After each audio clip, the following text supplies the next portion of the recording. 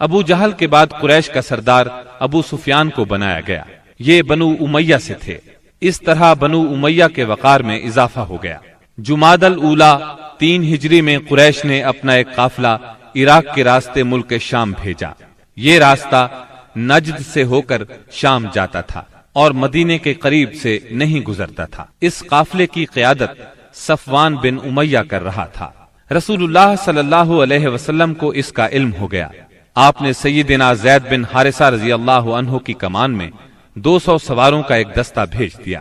قریش کا قافلہ نجد میں قردہ نامی ایک چشمے پر پڑاؤ ڈال رہا تھا کہ سیدنا زید رضی اللہ عنہ نے اس پر حملہ کر دیا۔ نتیجہ یہ ہوا کہ پورا قافلہ ان کے قبضے میں آ گیا۔ البتہ اس میں جتنے آدمی تھے سب نکل بھاگے۔ صرف قافلے کا رہنما فرات بن حیان گرفتار ہو سکا۔ اس نے اسلام قبول کر لیا۔ مال غنیمت کی مقدار 1,00,000 درہم تھی اور غزوہ بدر کے بعد قریش کے لیے یہ سب سے زیادہ تکلیف دہ مار تھی۔ غزوہ بدر کے بعد غزوات کے سلسلے میں تیزی آ گئی۔ 3 ہجری میں غزوہ بحران، غزوہ غطفان، غزوہ حمیر الاسد اور غزوہ احد اس سال کامیابی سے لڑے گئے۔ البتہ غزوہ احد واحد غزوہ ہے جس میں مسلمانوں کو بہت تکلیف دہ صورتحال کا سامنا کرنا پڑا۔ اپنی ایک غلطی کی وجہ سے وقتی طور پر شکست کا منہ دیکھنا پڑا۔ بدر میں ذلت آمیز شکست اور قریش کے بڑے بڑے سرداروں کے قتل کے بعد مکہ معظمہ کے ہر گھر میں کوہرام مچ گیا۔ اب قریش کے سردار ابو سفیان تھے۔ ان کی یہ ذمہ داری تھی کہ وہ غزوہ بدر کے مقتولین کا انتقام لیں۔ چنانچہ مشرکین نے بدر سے واپسی پر منت مانی کہ وہ جب تک مسلمانوں سے بدر کا انتقام نہیں لیں گے غسل جنابت نہیں کریں گے۔ ایک روز ابو جہل کا بیٹا اکرمہ مقتولین کے رشتہ داروں کو ساتھ لے کر ابو سفیان کے پاس گیا اور کہا، محمد نے ہماری قوم کو فنا کر دیا ہے۔ اب ہم نے تہیہ کر لیا ہے کہ مسلمانوں کا نام صفحہ ہستی سے حرف غلط کی طرح مٹا کر دم لیں گے۔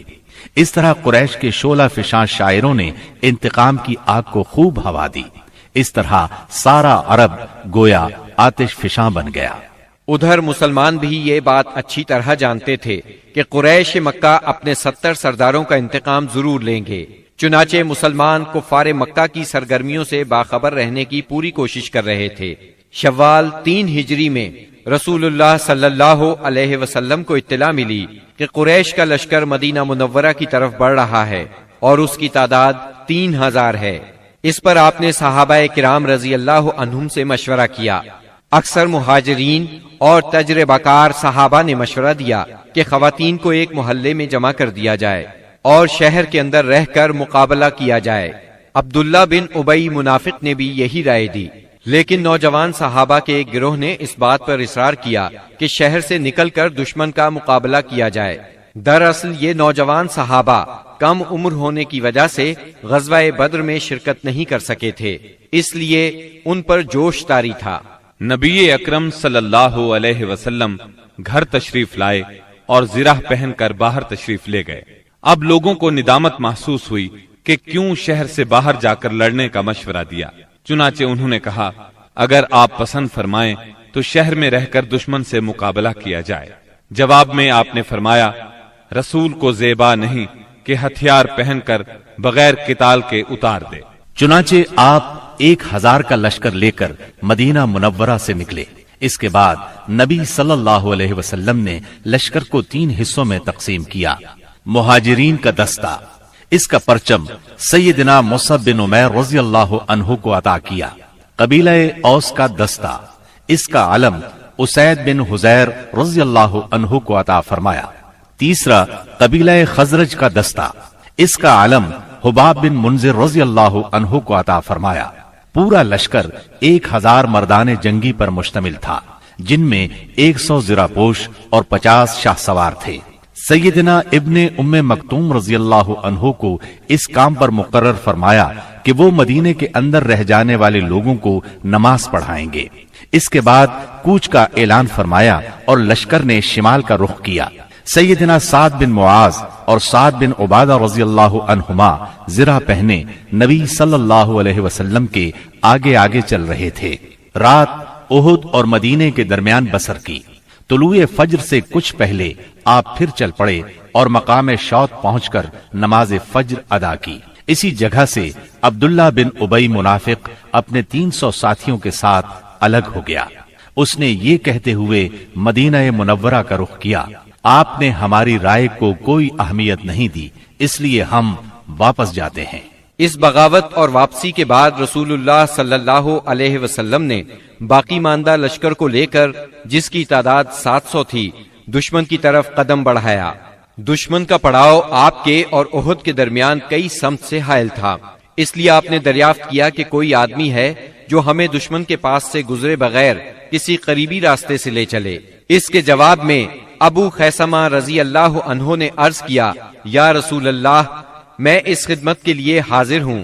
پھر انہوں نے ایک مختصر راستہ اختیار کیا۔ وہاں پہنچ کر نبی کریم صلی اللہ علیہ وسلم نے آگے بڑھ کر وادی کے آخری سرے پر واقع احد پہاڑ کی گھاٹی میں نزول فرمایا اور وہیں اپنے لشکر کا کیمپ لگوایا۔ سامنے مدینہ تھا اور پیچھے احد کا پہاڑ۔ اس طرح دشمن کا لشکر مسلمانوں اور مدینے کے درمیان حد فاصل بن گیا۔ یہاں پہنچ کر رسول اللہ صلی اللہ علیہ وسلم نے لشکر کی ترتیب و تنظیم قائم کی اور جنگی نقطۂ نظر سے اسے کئی صفوں میں تقسیم فرمایا۔ ان کی کمان سیدنا عبداللہ بن جبیر بن نعمان رضی اللہ عنہ کے سپرد کی اور انہیں وادی کنات کے جنوبی کنارے پر واقع ایک چھوٹی سی پہاڑی پر، جو اسلامی لشکر کے کیمپ سے کوئی 150 میٹر جنوب مشرق میں واقع ہے اور اب جبل رومات کے نام سے مشہور ہے، تعینات فرمایا اور انہیں ہدایات دیتے ہوئے فرمایا، اگر تم لوگ دیکھو کہ ہمیں پرندے اچک رہے ہیں تو بھی اپنی جگہ نہ چھوڑنا یہاں تک کہ میں بلا بھیجوں، اور اگر تم دیکھو کہ ہم نے قوم کو شکست دی ہے اور انہیں کچل دیا ہے تو بھی اپنی جگہ نہ چھوڑنا یہاں تک کہ میں بلا بھیجوں۔ باقی لشکر کی ترتیب یہ تھی، دائیں جانب والے لشکر پر سیدنا منذر بن عمرو مقرر تھے اور بائیں جانب والے لشکر پر زبیر بن عوام اور ان کا معاون سیدنا مقداد بن اسود کو بنایا گیا۔ سیدنا زبیر کو یہ مہم بھی سونپی گئی کہ وہ خالد بن ولید کے شاہ سواروں کی راہ روکے رکھیں۔ اس ترتیب کے علاوہ صف کے اگلے حصے میں ایسے ممتاز اور منتخب بہادر مسلمان رکھے گئے جن کی جانبازی و دلیری کا شہرہ تھا اور جنہیں ہزاروں کے برابر مانا جاتا تھا۔ یہ منصوبہ بڑی باریکی اور حکمت پر مبنی تھا، جس سے نبی کریم صلی اللہ علیہ وسلم کی فوجی قیادت کی عبقریت کا پتہ چلتا ہے اور ثابت ہوتا ہے کہ کوئی کمانڈر کیسا ہی بالیاقت کیوں نہ ہو، آپ سے زیادہ باریک اور باحکمت منصوبہ تیار نہیں کر سکتا۔ یہ تھی نبی کریم صلی اللہ علیہ وسلم کی لشکر کی ترتیب و تنظیم، جو 7 شوال 3 ہجری کی صبح عمل میں آئی۔ ادھر مشرکین نے بھی صف بندی ہی کے اصول پر اپنے لشکر کو منظم کیا تھا۔ ان کا سپہ سالار ابو سفیان تھا، جس نے قلب لشکر میں اپنا مرکز بنایا تھا۔ دائیں جانب خالد بن ولید سالار تھے جو ابھی مشرک تھے، اور بائیں جانب کا سالار اکرمہ بن ابو جہل تھا۔ پیدل فوج کی کمان صفوان بن امیہ کے پاس تھی اور تیر اندازوں پر عبداللہ بن ربیہ مقرر ہوئے۔ جھنڈا بنو عبد الدار کی ایک چھوٹی سی جماعت کے ہاتھ میں تھا۔ اس کے بعد دونوں فریق آمنے سامنے اور قریب آ گئے اور لڑائی کا مرحلہ شروع ہو گیا۔ جنگ کے پہلے مرحلے کی ابتدا مشرکین کے علمبردار طلحہ بن ابی طلحہ سے ہوئی۔ اس نے مسلمانوں کو للکارا۔ اس کی للکار سن کر سیدنا زبیر رضی اللہ عنہ فوراً صف سے نکل کر آگے آئے، اس کے مقابل ہوئے، بڑھ کر ایک بھرپور وار کیا۔ طلحہ فوراً ہی جہنم رسید ہو گیا۔ طلحہ کے گرتے ہی جھنڈا اس کے بھائی عثمان نے اٹھا لیا اور مسلمانوں کو مقابلے کے لیے پکارا۔ اب سیدنا حمزہ رضی اللہ عنہ آگے بڑھے اور عثمان کے کندھے پر اس زور سے تلوار ماری کہ کمر تک اتر گئی۔ اس طرح قریش کے 12 علمبردار یکے بعد دیگرے قتل ہوئے۔ پھر عام لڑائی شروع ہوئی۔ گھمسان کی جنگ چھڑ گئی۔ اس میں مسلمانوں کا پلہ بھاری رہا۔ مشرکین شکست کھا کر بھاگ نکلے۔ انہیں جوش دلانے والی عورتیں بھی بھاگ کھڑی ہوئیں۔ مسلمانوں نے مشرکین کو گھیر لیا، انہیں مارنے لگے، ساتھ ساتھ مال غنیمت لوٹنے لگے۔ ایسے میں درے پر موجود 50 تیر اندازوں سے وہ غلطی ہو گئی جس نے لڑائی کا پانسا پلٹ دیا۔ ہوا یوں کہ نبی اکرم صلی اللہ علیہ وسلم نے ان 50 تیر اندازوں کو یہ ہدایت فرمائی تھی کہ اس درے کو کسی حال میں نہ چھوڑنا، لیکن جب مسلمانوں کو کامیابی ہوئی، کافر بھاگنے لگے اور مسلمان انہیں مارنے کاٹنے کے ساتھ ساتھ مال غنیمت بھی لوٹنے لگے، تو انہوں نے بھی درہ چھوڑ دیا اور مال غنیمت لوٹنے کے لیے دوڑ پڑے۔ تیر اندازوں کے سردار سیدنا عبداللہ بن جبیر رضی اللہ عنہ نے انہیں روکنے کی کوشش کی، لیکن وہ مال غنیمت کی طرف متوجہ ہو گئے۔ قریشی فوج میں خالد بن ولید موجود تھے۔ انہیں اللہ نے غضب کی جنگی مہارت عطا کی تھی۔ انہوں نے اپنی مہارت سے فوراً بھانپ لیا کہ موقع بہت اچھا ہے، مسلمانوں پر اس درے کی طرف سے حملہ کر دینا چاہیے۔ چنانچہ انہوں نے اپنے دستے کو ساتھ لیا اور چکر کاٹ کر درے تک پہنچ گئے۔ وہاں سیدنا عبداللہ بن جبیر رضی اللہ عنہ اور ان کے ساتھیوں کو شہید کر کے یہ لوگ پیچھے کی طرف سے مسلمانوں پر ٹوٹ پڑے۔ اس طرح مسلمان دونوں طرف سے گھیرے میں آ گئے۔ اس طرح 700 مسلمانوں کی فوج اچانک 3000 کے نرغے میں آ گئی۔ زبردست جنگ ہوئی، 70 صحابہ شہید ہو گئے، مسلمان منتشر ہو کر رہ گئے۔ اسلامی فوج کے علم بردار سیدنا مصعب بن عمیر رضی اللہ عنہ کی شکل و صورت رسول اللہ صلی اللہ علیہ وسلم سے بہت ملتی جلتی تھی۔ وہ شہید ہو گئے تو بعض لوگوں نے سمجھا رسول اللہ صلی اللہ علیہ وسلم شہید ہو گئے۔ اس خبر سے اسلامی فوج بد دل ہو گئی، ان میں سراسیمگی پھیل گئی، وہ مایوس ہو گئے۔ بڑے بڑے بہادروں کی طاقت جواب دے گئی۔ کچھ دیر بعد اتفاق سے کعب بن مالک رضی اللہ عنہ نے رسول اللہ صلی اللہ علیہ وسلم کو دیکھ لیا۔ وہ بلند آواز سے پکارے، مسلمانوں، رسول اللہ صلی اللہ علیہ وسلم زندہ ہیں۔ مسلمان اس طرف لپکے اور آپ کو حلقے میں لے لیا۔ لڑائی کے دوران میں ایک پتھر آپ صلی اللہ علیہ وسلم کی پیشانی مبارک پر لگا، اس سے زرہ کی 2 کڑیاں آپ کی پیشانی میں دھس گئیں۔ ایک اور پتھر آ کر لگا، اس سے آپ کے 2 دانت شہید ہو گئے۔ مسلمانوں کے پھر پلٹ آنے پر آخر کافروں کو بھاگتے بنی۔ 70 مسلمانوں کی لاشیں خون اور مٹی میں لت پت پڑی تھیں۔ کفار نے انتقام کی آگ کو اس طرح ٹھنڈا کیا کہ ان میں سے اکثر کے ناک اور کان کاٹ لیے۔ آپ کے چچا سیدنا حمزہ رضی اللہ عنہ کی ناش کے بھی ناک کان کاٹ ڈالے گئے۔ سرور کائنات صلی اللہ علیہ وسلم نے چچا کی لاش دیکھی تو آپ دیدہ ہو گئے، تاہم صبر فرمایا۔ قریش مکہ کے لیے دعا فرمائی، اے اللہ میری قوم کو ہدایت فرما کیونکہ وہ مجھے نہیں جانتے۔ اس کے بعد آپ مسلمان زخمیوں اور شہیدوں کی خبر لینے کے لیے میدان میں تشریف لائے۔ بعض لوگ اس وقت تک بعض شہداء کو مدینے کی طرف لے چلے تھے۔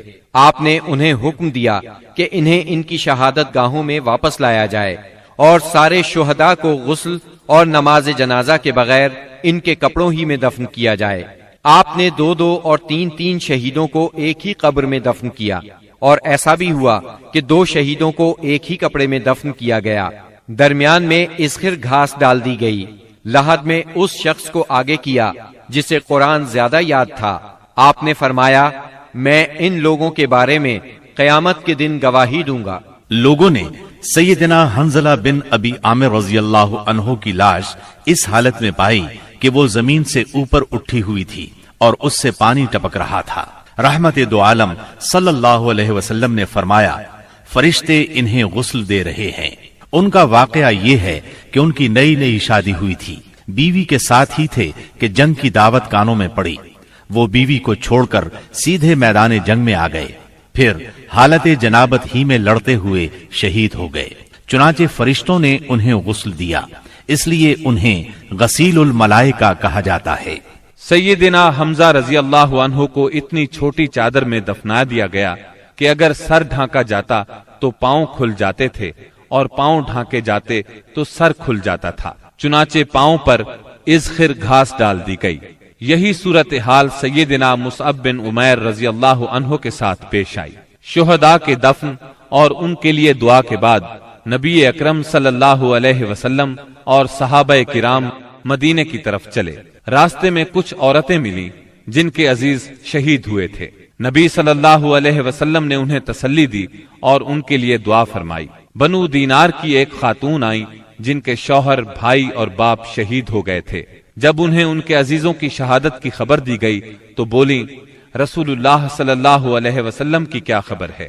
انہیں بتایا گیا رسول اللہ صلی اللہ علیہ وسلم خیریت سے ہیں۔ وہ بولی میں آپ کو دیکھنا چاہتی ہوں۔ لوگوں نے اشارے سے بتایا۔ جب ان کی نظر آپ پر پڑی تو بولی کل مصیبت بعدک جلل، کہ آپ کے بعد ہر مصیبت ہیچ ہے۔ مدینے پہنچ کر مسلمانوں نے ہنگامی حالت میں رات گزاری۔ جسموں پر زخم ہی زخم تھے، تھکن سے بدن چور چور تھے اور غم و الم کی کیفیت طاری تھی۔ اس کے باوجود وہ مدینے کا پہرا دیتے رہے اور رسول اللہ صلی اللہ علیہ وسلم کی پہرے داری کرتے رہے۔ ادھر رسول اللہ صلی اللہ علیہ وسلم نے محسوس کیا کہ دشمن کی نقل و حرکت پر نظر رکھنا ضروری ہے تاکہ وہ مدینے کا رخ کریں تو ان سے کھلے میدان ہی میں دو دو ہاتھ کر لیے جائیں۔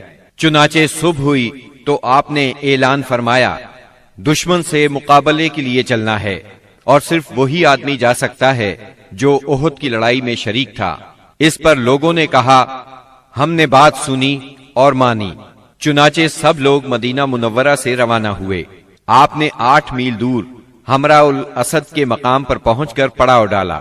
ادھر مشرکین نے مدینہ منورہ سے 36 میل دور مقام روحا پر پڑاؤ ڈالا اور مدینے پر دوبارہ چڑھائی کرنے کا مشورہ شروع کر دیا۔ انہیں افسوس اس بات کا تھا کہ انہوں نے ایک بہترین موقع کھو دیا۔ ایسے میں معبد بن ابی معبد خزائی آپ کی خدمت میں حاضر ہوا۔ یہ آپ کے خیر خواہوں میں سے تھا۔ ہمراء الاسد میں آپ کے سامنے پہنچ کر اس نے احد کے واقعے پر تعزیت کی۔ آپ نے اس سے فرمایا تم جا کر ابو سفیان سے ملو اور اس کی حوصلہ شکنی کرو۔ معبد روحا پہنچا۔ اس وقت تک مشرکین مدینے کی طرف پلٹ پڑنے کا فیصلہ کر چکے تھے۔ معبد نے انہیں بری طرح ڈرایا، کہنے لگا محمد ایسی جمعیت لے کر نکلے ہیں کہ میں نے ایسی مثال پہلے نہیں دیکھی۔ وہ سب لوگ تمہارے خلاف غصے سے بھرے ہوئے ہیں، بھڑکے ہوئے ہیں۔ ان پر اس قدر جوش طاری ہے کہ میں نے ایسی مثال پہلے کبھی نہیں دیکھی۔ نیز میرا خیال ہے کہ تم کوچ کرنے سے پہلے پہلے اس لشکر کا ہراول دستہ اس ٹیلے کے پیچھے سے نمودار ہوتا ہوا دیکھ لو گے۔ اس کی باتیں سن کر مکی لشکر کے حوصلے پست ہو گئے، عزائم ڈھیلے پڑ گئے۔ چنانچہ ابو سفیان نے ایک قافلے کے ذریعے سے یہ پیغام بھیجا لوگ تمہارے خلاف ہیں، ان سے ڈرو۔ یہ پیغام انہوں نے اس لیے بھیجا کہ مسلمان ان کی طرف نہ آئیں۔ جہاں تک مسلمانوں کا تعلق ہے اس دھمکی کا ان پر کوئی اثر نہ ہوا۔ اس دھمکی نے ان کے ایمان کو اور بڑھا دیا۔ اللہ تعالی سورہ آل عمران کی آیت 173 میں فرماتے ہیں اس نے ان کے ایمان کو اور بڑھا دیا اور انہوں نے کہا اللہ ہمارے لیے کافی ہے اور وہ بہترین کارساز ہے۔ چنانچہ وہ اللہ کی نعمت اور فضل کے ساتھ پلٹے، انہیں کسی برائی نے نہ چھوا اور انہوں نے اللہ کی رضامندی کی پیروی کی اور اللہ بڑے فضل والا ہے۔